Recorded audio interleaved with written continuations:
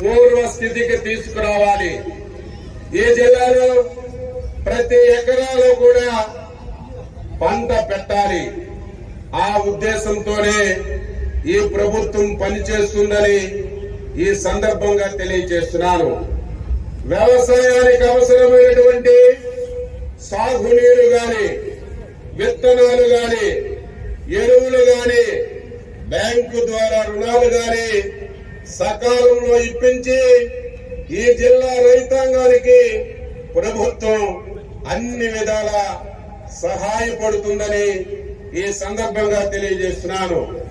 ఈ జిల్లాలో దాదాపుగా 12 లక్షల హెక్టార్లలో ఈసారి వరి వేయాలని చెప్పి నిర్ణయం చేసుకున్నాం.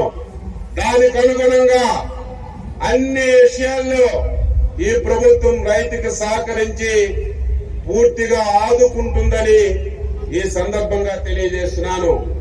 ఈ ప్రభుత్వం వచ్చిన తర్వాత రైతుల పట్ల అత్యంత ముఖ్యమైనటువంటి నిర్ణయం తీసుకుంది. ఆ నిర్ణయమే ఈ రాష్ట్రంలో 95% వ్యవసాయాన్ని కౌలు రైతులు చేస్తున్నారు. కౌలు రైతులకి ప్రభుత్వం అందించినటువంటి సహాయం గాని, రుణాలు గాని అందకపోవడం వల్ల కౌలు రైతులు చాలా ఇబ్బందులు పడుతున్నారు. ఈ జిల్లాలో ఉన్నటువంటి కౌలు రైతులందరికీ రాష్ట్ర ప్రభుత్వం తరపున స్పష్టమైనటువంటి హామీ ఇస్తున్నారు. గత ప్రభుత్వం ఏదైతే కౌలు రైతులకు వ్యతిరేకంగా ఒక చట్టాన్ని తీసుకొచ్చింది, ఆ చట్టం వల్ల కౌలు రైతులకి ఎక్కడా న్యాయం జరగడం లేదు. ఈ సందర్భంగా రైతాంగానికి మాటిస్తున్నాం. రాష్ట్ర ప్రభుత్వం తరపున పాత చట్టాన్ని రద్దు చేసి కౌలు రైతులకి మళ్లీ ఒక చట్టాన్ని తీసుకొచ్చి ప్రతి ఒక్క కౌలు రైతుకి రాష్ట్ర ప్రభుత్వం నుంచి అన్ని విధాల సహాయపడాలని ఈ రోజు నిర్ణయం చేశామని ఈ సందర్భంగా జిల్లాలో రైతాంగాన్ని అందరికీ తెలియజేస్తున్నాను. రెండవది పాడి పరిశ్రమ. వ్యవసాయానికి పాడి పరిశ్రమకి అనుసంధానంగా ఉంది. పాడి పరిశ్రమని అభివృద్ధి చేయవలసినటువంటి అవసరం ఉంది. ఈ జిల్లాలో పాల ఉత్పత్తిని పెంచాలి.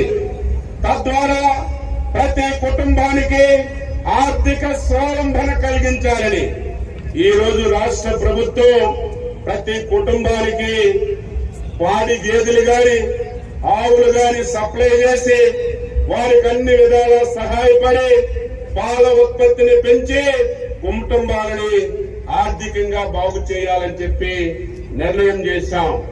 ఈ జిల్లాలో పశు వైద్య సేవలన్నీ మళ్లీ పూర్వ స్థితికి తీసుకొస్తాం. గత ప్రభుత్వ హయాంలో ఎప్పటికప్పుడు పశువులు ఆరోగ్య శిబిరాలు పెట్టేవాళ్ళం. ఏవైతే నట్టల నివారణ మందులు ఇచ్చేవాళ్ళం. ప్రతిరోజు రైతు దగ్గరికి వెళ్లి పశువులకి వైద్యాన్ని అందించినటువంటి రోజులు.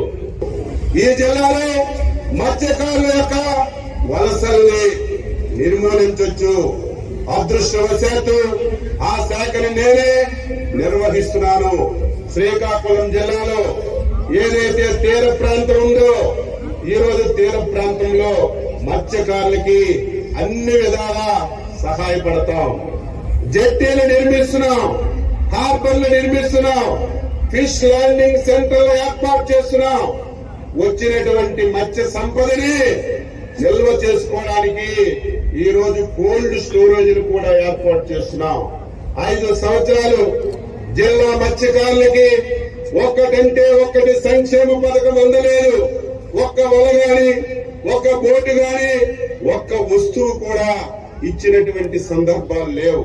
మళ్లీ ఆ వ్యవస్థని ఈ ప్రభుత్వం పునరుద్ధరిస్తుంది.